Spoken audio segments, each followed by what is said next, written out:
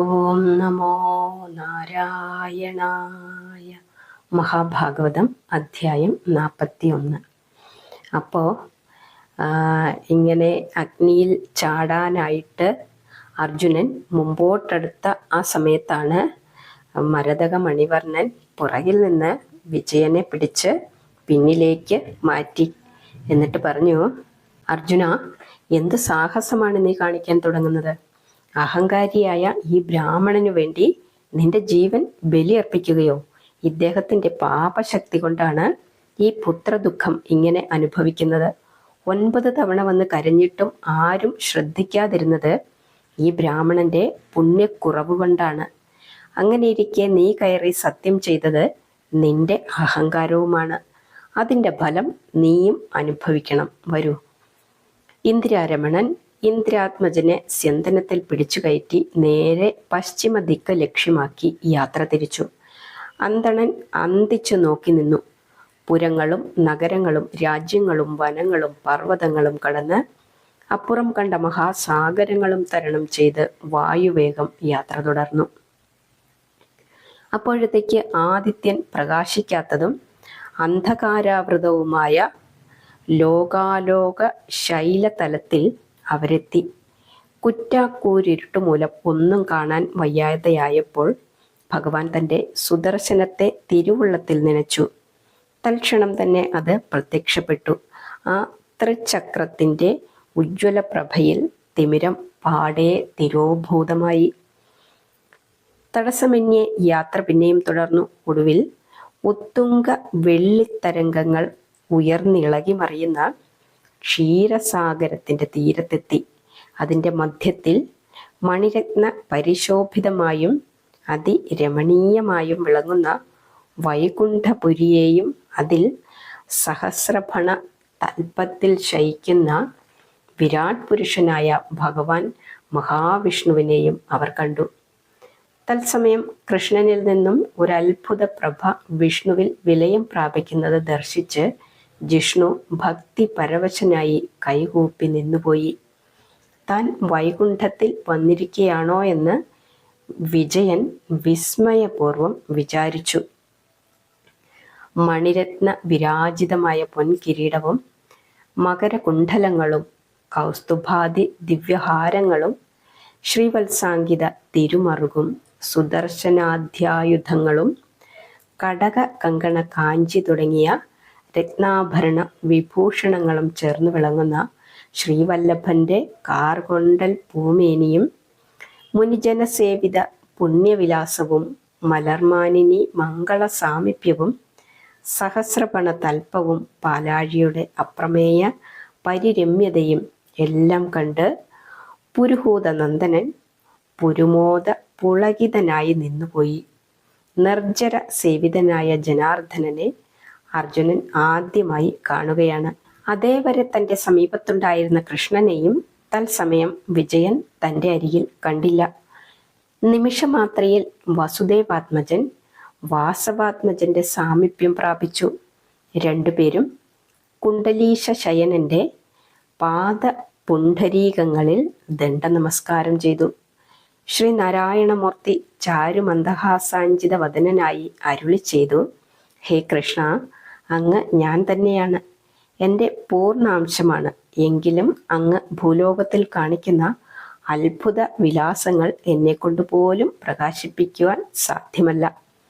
അങ്ങയുടെ മഹനീയ മഹാത്മ്യങ്ങൾ സനക നാരദാദി മുനികൾ ഇവിടെ വന്ന് വാഴ്ത്തുന്നത് കേട്ട് എൻ്റെ സർവകാല പൂർണ്ണമായ മനുഷ്യാകൃതി ഒന്ന് കാണുവാൻ ഞാൻ ആഗ്രഹിച്ചു. തൻ്റെ തന്നെ മറ്റൊരു ഭാവം കാണുവാൻ ആർക്കും ആഗ്രഹം തോന്നുമല്ലോ. താൻ തന്നെ മറ്റൊരു വേഷമണിഞ്ഞാൽ അത് കാണുവാനും ആർക്കും ആഗ്രഹം തോന്നും. ആ നിലയിലാണ് എൻ്റെ തന്നെ മനുഷ്യരൂപമായ അങ്ങയെ കാണുവാൻ ഞാൻ ആഗ്രഹിച്ചത്. നാൻമുഖനെ മായയാൽ മയക്കിയതും മന്മധാരിയുമായി സമരം ചെയ്തതും ഇന്ദ്രൻ്റെ ദർപ്പമടക്കിയതുമെല്ലാം അപ്പോഴപ്പോൾ ഞാൻ അറിഞ്ഞിരുന്നു. അതുപോലെ പാർത്ഥൻ്റെ സാമർഥ്യത്തെക്കുറിച്ചും ഞാൻ കേട്ടു സന്തോഷിച്ചു. നിങ്ങൾ നരനാരായണന്മാരാണ്. നിങ്ങൾ രണ്ടുപേരെയും ഒന്നിച്ചു കാണുവാനുള്ള ആഗ്രഹത്താൽ പ്രേരിതനായി നിങ്ങളെ ഇവിടെ വരുത്തുവാൻ വേണ്ടി ആ ബ്രാഹ്മണന്റെ കുമാരന്മാരെ അപഹരിച്ചു എന്ന് മാത്രം. ലോകനാഥനായ എനിക്ക് ഞാൻ തന്നെയായ കൃഷ്ണനെയും എൻ്റെ തന്നെ അംശമായ അർജുനനെയും കാണുന്നതിന് ഇവിടെ വരുത്തണമോ അല്ലാതെ കണ്ടുകൂടെ എന്ന് തോന്നാം. ഞാൻ മറ്റൊരു വേഷം അവലംബിച്ച് നടനം ചെയ്താൽ ആ വേഷം എങ്ങനെയിരിക്കുന്നു എന്നറിയാൻ എനിക്ക് ആഗ്രഹമില്ലേ? ആ ആഗ്രഹം തന്നെയാണ് എൻ്റെ മറ്റൊരു രൂപമായ കൃഷ്ണനെ കാണുവാൻ പ്രേരിപ്പിച്ചതെന്ന് വീണ്ടും വീണ്ടും ഞാൻ പറയുന്നു. അതിന് ആ വിപ്രബാലന്മാരെ അപഹരിക്കുവാൻ കാരണമുണ്ട്. ആ ബ്രാഹ്മണൻ കൃഷ്ണഭക്തനല്ല, അഹങ്കാരിയും പാപിയുമാണ്. കാര്യസാധ്യത്തിനു വേണ്ടി മരിച്ച കുഞ്ഞിന്റെ ജഡവും പേറിക്കൊണ്ട് അവൻ ദ്വാരക ഗോപുരദ്വാരത്തിൽ വന്നു. ഭക്തിയോടുകൂടി വന്നവനല്ല. കൃഷ്ണന് അപ്പോൾ തോന്നിയ വിചാരം എൻ്റെ മനസ്സിലേക്കും പകർന്നു. അതുകൊണ്ട് തന്നെയാണ് അവൻ്റെ കുട്ടികളെയെല്ലാം ഞാൻ അപഹരിച്ചത്. ഈ കുഞ്ഞുങ്ങളെ തിരിച്ചവന് കിട്ടുമ്പോൾ അപ്പോൾ മുതൽ അവൻ ഭക്തനായി തീരും. കൃഷ്ണമഹത്വവും കീർത്തിയും ഉയരുകയും ചെയ്യും. അർജുന, നിന്റെ അഹങ്കാരം കെടുത്തുവാൻ വേണ്ടി നിന്നെ കൊണ്ട് ശപഥം ചെയ്യിച്ചതും കൃഷ്ണൻ തന്നെയാണ്. ആ ശപഥമാണ് നിങ്ങൾ ഇവിടെ വരാൻ കാരണമാക്കിയത്. എല്ലാം കൃഷ്ണമായ തന്നെ. കൃഷ്ണ, അങ്ങയുടെ അവതാരോദ്ദേശ്യം മിക്കവാറും തീർന്നു കഴിഞ്ഞിരിക്കുന്നു. ഇനി എന്നിൽ വന്ന് വിലയം പ്രാപിക്കുവാൻ താമസിക്കേണ്ട. ഇപ്രകാരം സർപ്പശായി സപ്രമോദം അരുളി ചെയ്തതിനു ശേഷം 10 കുട്ടികളെയും അവരെ ഏൽപ്പിച്ചു. 2 ദിവസത്തെ പ്രായമുള്ള പൈതൽ മുതൽ വിവിധ പ്രായത്തിലുള്ള കുമാരന്മാരായിരുന്നു അവർ. കൃഷ്ണൻ ഒരു ബാലന്റെ അടുത്ത് ചെന്ന്, കുഞ്ഞെ, നിന്റെ അച്ഛൻ ആരാണെന്ന് ചോദിച്ചപ്പോൾ അവൻ വൈകുണ്ഠപതിയെ തൊട്ടുകാണിച്ചു. മറ്റൊരു കുട്ടിയോട് നിന്റെ അമ്മ ആരാണ് എന്ന് ചോദിച്ചപ്പോൾ അവൻ മലർമാതിനെ ചൂണ്ടിക്കാണിച്ചു. ആ കുട്ടികൾക്കാർക്കും കൃഷ്ണ അർജുനന്മാരുടെ കൂടെ പോകുവാൻ സമ്മതമായിരുന്നില്ല. അവർ വിതുമ്പിക്കരഞ്ഞുകൊണ്ട് ഓടിയൊളിക്കാൻ ശ്രമിച്ചു. 10ാമത്തെ പൈതൽ മാത്രം പാർത്ഥന്റെ പാണി സമ്പുടത്തിലുണ്ട്. അത് കണ്ട് അനന്തശായി തൻ്റെ വിഷ്ണുമായ ആ ബാലകിശോരന്മാരിലേക്ക് സംക്രമിപ്പിച്ചു. തൽക്ഷണം അവർ കൃഷ്ണന്റെയും അർജുനന്റെയും കൂടെ പോകുവാൻ സന്തോഷത്തോടെ അടുത്തു വന്നു. പാലാഴിനാഥനെയും പാൽക്കടൽ മങ്കയെയും വണങ്ങി കുട്ടികളെയും കൊണ്ട് നരനാരായണന്മാർ രഥത്തിൽ കയറി യാത്ര തിരിച്ചു. അടുത്ത ദിവസം ബ്രാഹ്മണ ഗൃഹത്തിൽ അവർ വന്നു ചേർന്നു. ഒരു കുട്ടിക്ക് പകരം 10 കുട്ടികളെയും അന്തണന് അർജുനൻ ദാനം ചെയ്തു. അയാൾ അനുഗ്രഹങ്ങൾ നൽകി ക്ഷമായാചനം ചെയ്യുന്നത് കണ്ട് കൃഷ്ണൻ പുഞ്ചിരി തൂകി. അനന്തരം കൃഷ്ണന്റെ മുമ്പിൽ തൊഴുതുകൊണ്ട് അയാൾ അപേക്ഷിച്ചു, ഭഗവാനെ, അറിവില്ലാതെ അടിയൻ ചെയ്തു പോയ അപരാധങ്ങൾ ക്ഷമിക്കണം. ഹേ ബ്രാഹ്മണ, അഹങ്കാരം ആർക്കും നല്ലതല്ല. എൻ്റെ ഗോപുരവാതിൽക്കൽ വന്ന് 9 തവണ കരഞ്ഞപേക്ഷിച്ചതിൻ്റെ ഫലമായി അങ്ങയുടെ കുട്ടികളെ വിജയനെ കൊണ്ട് ഞാൻ തരുവിക്കുകയാണ്. അങ്ങയുടെ പുണ്യത്തിൻ്റെ ഫലമല്ലിത്.